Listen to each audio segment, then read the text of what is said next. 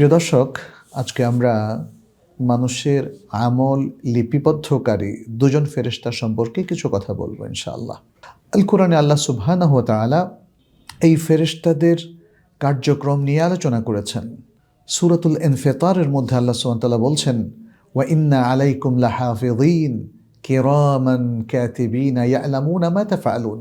আর নিশ্চয়ই তোমাদের উপর নিয়োগ দেওয়া আছে সংরক্ষক দল ফেরেশতাদের। তারা হলেন সম্মানিত লিখক, তারা জানেন তোমরা যা করো। তাহলে স্পষ্ট হয়ে গেল আমাদের সকল কাজ লিপিবদ্ধ করা হয়।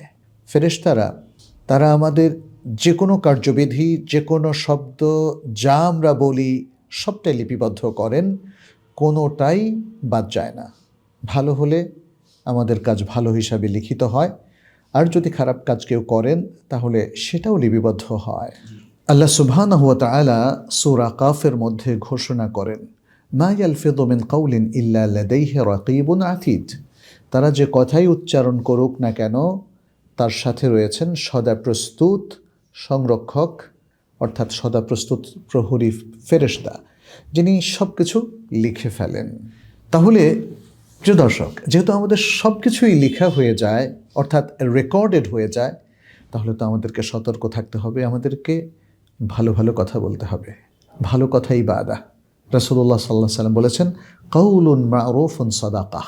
ভালো কথা সাদাকা। সাদাকা বলতে এখানে ইবাদত বোঝানোর উদ্দেশ্য এমন কাজ যেটার জন্য আল্লাহ সুবহানাহু ওয়া তাআলা রিওয়ার্ড এবং সওয়াব দেন।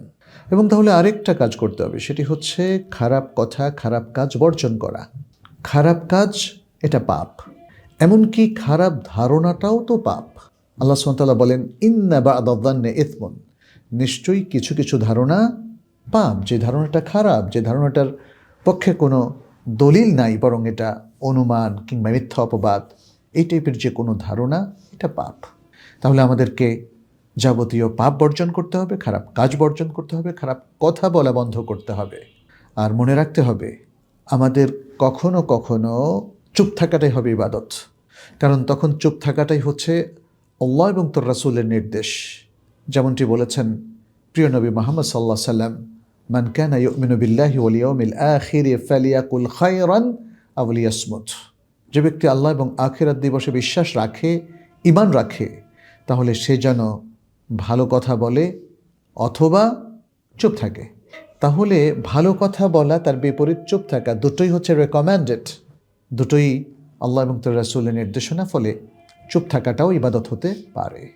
প্রিয় দর্শক, যেহেতু আমরা সারাক্ষণ আল্লাহ সুবহানাহু ওয়া তাআলার একটা সার্ভিলেন্সের মধ্যে আছি, তার পর্যবেক্ষণে আছি, এবং আমাদের প্রত্যেকটা কথা কাজ রেকর্ড করা হচ্ছে, যার হিসাব আমাদেরকে একদিন দিতে হবে, তাহলে আসুন আমরাও খুব সচেতন হয়ে যাই, সতর্ক হয়ে যাই, জীবনটাকে সুন্দরভাবে গড়ে তুলি এবং যে কোনো মন্দ এবং খারাপ থেকে নিজেদেরকে মুক্ত রাখি।